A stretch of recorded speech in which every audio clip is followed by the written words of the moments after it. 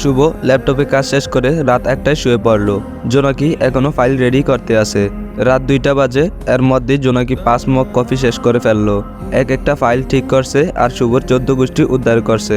ভোর 4টায় কাজ শেষ করে ঘুমাতে চলে গেল জোনাকি। অ্যালার্ম দিয়ে রেখেছে যাতে সময় মতো উঠতে পারে। 5টার দিকে শুভ ঘুম থেকে উঠে জগিং করতে চলে গেল। এদিকে জোনাকি ঘুমে কাতর। 6টার দিকে শুভ জগিং করে ফিরে আসলো বাড়িতে। 7টার দিকে জোনাকির ঘুম ভাঙলো। সে তাড়াতাড়ি রেডি হয়ে স্কুটি নিয়ে বের হয়ে গেল অফিসের উদ্দেশ্যে। আজকে একটু তাড়াতাড়ি বের হয়ে গেল যাতে মিটিংয়ের দেরি না হয়। একটু পথ যাওয়ার পরে জোনাকি খেয়াল করলো অনেকগুলো মানুষ একসাথে এক জায়গায় ভিড় করে দাঁড়িয়ে আছে। ঘটনাটা একটু অদ্ভুত লাগলো তার কাছে। সে স্কুটিটা এক সাইডে রেখে ভিড়ের দিকে এগিয়ে গেল। ভিড় ঠেলে একটু ভিতরে যেতেই দেখলো একটা বৃদ্ধ বয়সের লোক রক্তাক্ত অবস্থায় মাটিতে পড়ে আছে। একটা পা অনেকটা ফেটে গেছে। জোনাকি তাড়াতাড়ি লোকটির পাশে গিয়ে লোকটির মাথা নিজের কোলে নিল। লোকটি এখনো বেঁচে আছে। আশেপাশে থাকা মানুষদেরকে অনেকগুলো কথা শুনিয়ে দিল, কারণ তারা বৃদ্ধ লোকটিকে সাহায্য না করে দাঁড়িয়ে দাঁড়িয়ে তামাশা দেখছে। জোনাকি অনেকটা রেগে গেল এই বিষয় নিয়ে। এদিকে শুভ অপেক্ষা করছে ফাইলগুলোর জন্য। মিটিং শুরু হওয়ার আর কিছুক্ষণ বাকি। শুভ বারবার সময় দেখছে। জোনাকি তো ভয় শেষ। তাকে সাহায্য করার মতো কেউ নেই। জোনাকির জামা কাপড় রক্তে লাল হয়ে আছে। অটো ড্রাইভারকে বলল তাড়াতাড়ি চালান গাড়ি। মিটিংয়ের কথা জোনাকির মাথা থেকে বের হয়ে গেছে। হাত পা কাঁপছে জোনাকির। অটো এসে থামলো হাসপাতালের সামনে। ড্রাইভার সহ লোকটিকে ভিতরে নিয়ে গেল। ডাক্তার এসে তাড়াতাড়ি লোকটিকে ওটিতে নিয়ে গেল।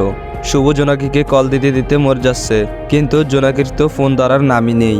রেগে মেগে আগুন হয়ে আছে শুভ। 10টারও বেশি কল দেওয়া হয়েছে জোনাকিকে। একটা নার্স কিছু কাগজপত্র নিয়ে জোনাকির সামনে এসে দাঁড়ালো। নার্স বলল, আপনি কি ওনার আত্মীয়? অপারেশন শুরু করতে হবে, তাই পরিবারের কেউ একজন সাইন করতে হবে এখানে। জোনাকি চিন্তায় পড়ে গেল, কি করবে সে? সাইন না করলেও তো অপারেশন শুরু হবে না। এদিকে লোকটার এই অবস্থা। নার্স বলল, কি হলো বলুন তাড়াতাড়ি। জোনাকি বলল, জি আমি ওনার মেয়ে। কোথায় সাইন করতে হবে বলুন। নার্স বলল, এখানে সাইন করে দিন। তারপর সাইন করে দিল জোনাকি। হঠাৎ করে হাতের ঘড়ির দিকে চোখ পড়ল জোনাকির। সময় দেখে চোখ কপালে উঠে গেল তার। 11টা বেজে গেছে। 9টা মিটিং ছিল। তাড়াতাড়ি ব্যাগ থেকে ফোন বের করে দেখলো শুভ 32টা কল দিয়েছে। আজ জোনাকি শেষ। শুভ তার ব্যান্ড বাজিয়ে ছাড়বে। জোনাকি নিজের নাম্বার নার্সকে দিয়ে আসলো, কোনো কিছু দরকার হলে তাকে যাতে কল করে। নার্সকে নাম্বার দিয়েই জোনাকি দৌড় দিল। তাড়াতাড়ি জোনাকি অফিসে গিয়ে শুভর কেবিনে ঢুকলো। ভিতরে ঢুকতেই শুভ সামনে গিয়ে দাঁড়ালো। শুভ কড়া নজরে জোনাকির দিকে তাকিয়ে আছে। শুভর চোখ দুটি লাল হয়ে আছে। শুভর এমন রূপ দেখে জোনাকি ভয়ে জমে গেছে। শুভ চেয়ার থেকে উঠে জোনাকির দিকে এগিয়ে আসছে, আর জোনাকি পিছিয়ে যাচ্ছে। জোনাকি বলল, আসলে স্যার সরি। শুভ একটা চিৎকার করে বলল, হাউ ডেয়ার ইউ। জোনাকি বলল, সরি স্যার, আসলে একটা লোক। শুভ আরো রেগে গিয়ে বলল, জাস্ট শ্যাট আপ। জোনাকি বলল, সরি স্যার বলেই কান্না করে দিল। শুভ বলল, এই মিটিং আমার জন্য কতটা জরুরি ছিল তুমি জানো? আজ আমাকে কত অপমানিত হতে হয়েছে তা কি তুমি জানো? জোনাকি বলল, সরি স্যার, আমি হাসপাতালে গিয়েছিলাম, একটা লোক রাস্তায়। শুভ জোনাকির হাতটা শক্ত করে ধরে বলল, মানব সেবা করতে হলে আমার কোম্পানিতে কোন সাহসে এসেছ? জোনাকি কান্না করে দিয়ে বলল, স্যার খুব ব্যথা পাচ্ছি। শুভ বলল, এত অল্প আঘাতেই তোমার ব্যথা লাগছে? আমি যে আজকে এত ছোট হলাম সবার সামনে, সেটা কিছু না? জোনাকি বলল, সরি স্যার, প্লিজ ছাড়ুন। শুভ বলল, তোমার মতন রাস্তার মেয়েকে জব দিয়ে নিজের বিপদ নিজেই ডেকে এনেছি, তোমার মতো ফালতু মেয়ে। জোনাকি বলল, মুখ সামলে কথা বলুন। শুভ বলল, কি বললে তুমি? What did you say again. Jonaki বলল, শুনেছেন যখন, দ্বিতীয়বার বলার মতো প্রয়োজন করছি না আমি। হঠাৎ করে একটা আননোন নাম্বার থেকে শুভর ফোনে কল আসলো। ফোনে কথা বলে শুভ বোবা হয়ে গেল। শুভ তাড়াতাড়ি করে কেবিন থেকে বের হয়ে যাচ্ছিল। বের হতে হতে জোনাকিকে বলল, হে ইউ সিক মাইন্ড, আমার অফিসের ধারে কাছেও যাতে তোমাকে না দেখি, মাইন্ড ইট। জোনাকি কান্না করেই যাচ্ছে। সে তো আর ইচ্ছে করে লেট করেনি। তাকে কিছু বলার সুযোগও দিল না শুভ। নিচে বসে কান্না শুরু করে দিল সে। চাকরিও হারিয়েছে সে, কি করবে এখন? চোখ মুছে উঠে দাঁড়ালো। যে জায়গায় লোকটিকে পেয়েছিল সেই জায়গায় গেল আবার, নিজের স্কুটি নিয়ে আসতে। চোখে এখনো পানি জোনাকির, হাতেও খুব ব্যথা পাচ্ছে সে। স্কুটি নিয়ে বাড়ির দিকে রওনা দিল। কলিং বেল বাজাতেই দরজা খুলে দিল জোনাকির আম্মু। আম্মু বলল, কিরে এত তাড়াতাড়ি চলে এলি যে আজকে? জোনাকি বলল, কিছু না আম্মু। আম্মু বলল, তোর জামায় কিসের রক্ত? জোনাকি বলল, একটা লোককে হাসপাতালে নিয়ে গিয়েছিলাম, তাই লেগে গেছে। আম্মু বলল, তোর কিছু হয়নি তো? জোনাকি বলল, আম্মু আমি ঠিক আছি।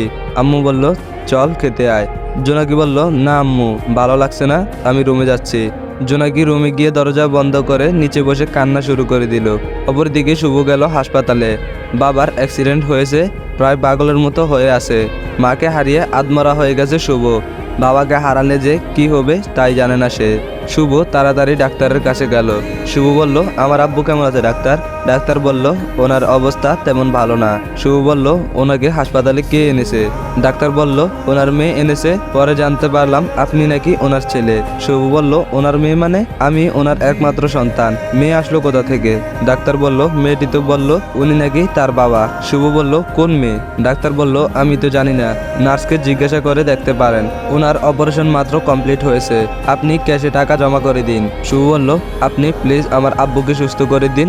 ডাক্তার বলল, we will try my best. Shubho বলল, নার্সটা কোথায়? ডাক্তার বলল, সে ওখানে দাঁড়িয়ে আছে, আপনি গিয়ে দেখা করুন। শুভ বলল, থ্যাঙ্কস ডক্টর। শুভ সেই নার্সের সামনে গিয়ে দাঁড়ালো। নার্স বলল, জি কিছু বলবেন? শুভ বলল, আমার আব্বুকে এখানে এনেছে কে? নার্স বলল, আপনার আব্বু মানে? শুভ বলল, ওটিতে যে আছে তিনি আমার আব্বু। একটা মেয়ে নাকি তাকে এখানে এনেছে, কে সে মেয়ে? নার্স বলল, হ্যাঁ হ্যাঁ, এই যে নিন, এই ফাইলে মেয়েটির নাম আর নাম্বার দেওয়া আছে। শুভ ফাইলটা হাতে নিয়ে থমকে গেল।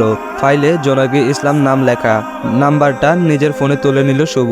দেখতে পেল জোনাকি নাম দিয়ে সেভ করা তার মোবাইলে আগে থেকেই। শুভ পুরাই অবাক। জোনাকি তার বাবাকে হাসপাতালে নিয়ে এসেছে, আর শুভ কিনা তাকে অপমান করে বের করে দিয়েছে। এখন কি করবে সে? এসব ভাবতে ভাবতে ডাক্তার শুভকে ডাক দিল। ডক্টর বলল, মিস্টার শুভ চৌধুরী? শুভ বলল, ইয়েস ডক্টর। ডক্টর বলল, আপনার বাবার পায়ে প্লাস্টার করে দেওয়া হয়েছে, উনি ঠিক হতে প্রায় 6 মাস লাগবে। শুভ বলল, এমনিতে উনি ঠিক আছেন তো? ডাক্তার বলল, হ্যাঁ, মেয়েটি ঠিক সময়ে নিয়ে এসেছে তাকে। অনেক রক্তক্ষরণ হয়ে গিয়েছিল, ঠিক সময়ে না আনলে ওনাকে বাঁচানো যেত না। Please take the best care of him. Shubho বলল, এখন কি আব্বুকে বাসা নিয়ে যেতে পারবো?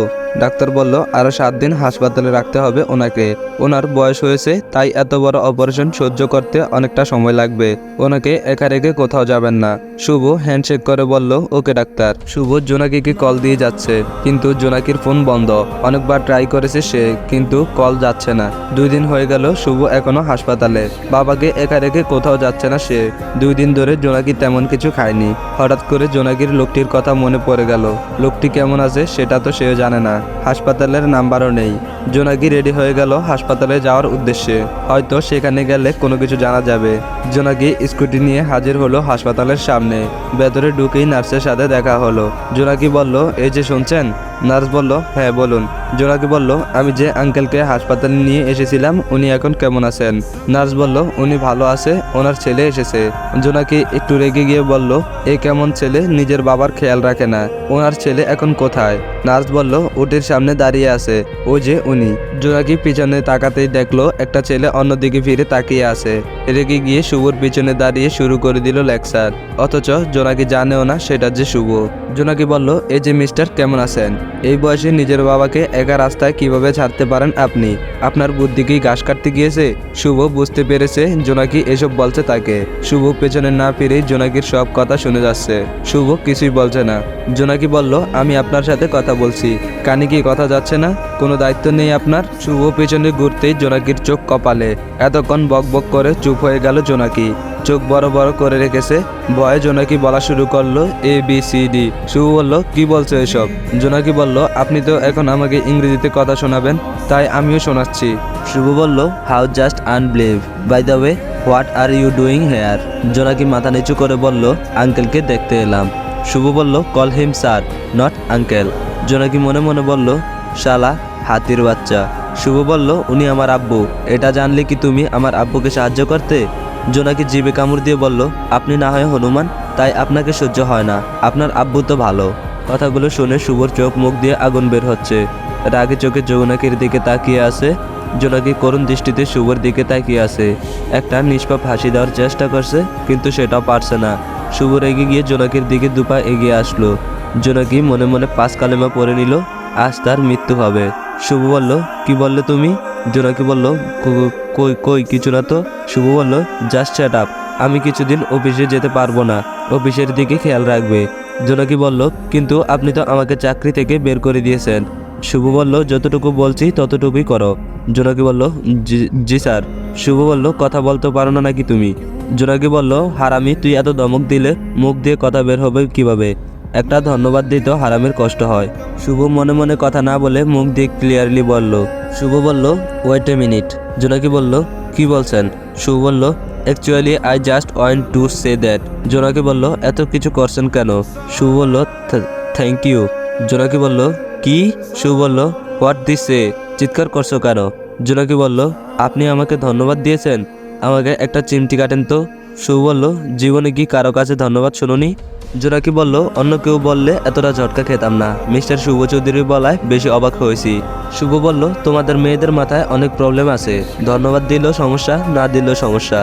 জোনাকি বলল, ধন্যবাদ দিচ্ছেন নাকি ভিক্ষা দিচ্ছেন আল্লাহ জানে। শুভ বলল, যা ইচ্ছা তা নিয়ে বাড়ি যাও, কালকে অফিসে গিয়ে সব ঠিকভাবে করে রাখবে। জোনাকি বলল, শুভ বলল, তুমি যে পরিমাণ মুখ বাঁকা করো, তোমার মুখ সারা জীবনের জন্য বেকাই থাকবে। জোনাকি বলল, আমার মুখ বাঁকা হলে আপনার কি? শুভ বলল, আমার অনেক কিছু, আমি প্রতিবন্ধী, কাউকে পিয়ে রাখবো না। জোনাকি রেগে গিয়ে বলল, কি? আমি প্রতিবন্ধী? শুভ বলল, আমি কিন্তু একবারও বলিনি তুমি প্রতিবন্ধী।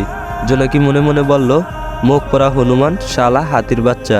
শুভ বলল, বকা দেওয়া শেষ হলে বাসায় যেতে পারো। জোনাকি বলল, শুভর সাথে কথা বলতে গেলে ঝগড়া করে ফেলে জোনাকি। হাসপাতালে এসেও ঝগড়া, এই মেয়ে ঠিক হবে না। জোনাকি তবুও শুভর উপরে রেগে আছে। বাসায় যেতে যেতে শুভর ব্যান্ড বাজিয়ে যাচ্ছে। পুরো রাস্তা শুভর সম্পর্কে যা পেরেছে তাই বলেছে। জোনাকি একটা বিষয়ে খুশি, তার জবটা এখনও আছে। 7 দিন পর শুভ অফিসে যায়। 7 দিন শুভ অফিসে যায়নি, সব কাজ জোনাকি একাই সামলাচ্ছে। জোনাকি খুবই পরিশ্রমী, যদিও বা মাঝে মাঝে কাজে ফাঁকি দিতে চায়। এই 7 দিন জোনাকি খুব সুন্দরভাবে অফিসটা সামলিয়েছে। অফিসের একটা ছেলের সাথে জোনাকির খুব ভালো বন্ধুত্ব হয়ে যায়। ছেলেটার নাম নীল। 7 দিন পর শুভর বাবাকে নিয়ে শুভ বাসায় আসে। শুভর বাবা ভালোভাবেই কথা বলতে পারে, শুধু পাটা নিয়েই চিন্তা। বাসায় এসে শুভ সবার আগে শুভর বডিগার্ডগুলোকে কাজ থেকে বের করে দিয়েছে। 5টা বডিগার্ড থাকার পরও শুভর বাবাকে টেক কেয়ার করতে পারেনি তারা। শুভর রাগ দেখে বাসার সবাই চুপ হয়ে আছে। শুভ রুমে গিয়ে ফ্রেশ হয়ে নিল। এই 7 দিনে শুভর চেহারার যা অবস্থা হয়েছে তা বলার মতো না। শুভ গোসল করে তার বাবার রুমে যায়। শুভ বললে, আব্বু। আব্বু বলল, কি রে, ভিতরে আয়। শুভ বলল, এখন কেমন লাগছে তোমার? আব্বু বলল, আমি তো বেশ ভালোই আছি। আমাকে হাসপাতালে কে নিয়ে গেছিল? তো গাইজ, আজকের ভিডিওটা এই পর্যন্তই। যদি নেক্সট পার্ট চাও তাহলে অবশ্যই কমেন্ট করে জানাবে। আর এই কদিন আমি ভিডিও দিতে পারিনি, তার কারণ হচ্ছে আমি খুবই অসুস্থ ছিলাম। এখনও আমি পরিপূর্ণ সুস্থতা পাইনি। দোয়া করো সবাই আমার জন্য, যাতে আমি সুস্থ হয়ে তোমাদের মাঝে আবারও ভিডিও নিয়ে আসতে পারি। এই ভিডিওতে 100 লাইক ডান করে দিলে আমি অবশ্যই তোমাদের জন্য নতুন পার্ট নিয়ে আসবো। ততক্ষণ পর্যন্ত সবাই ভালো থাকো। আল্লাহ হাফেজ।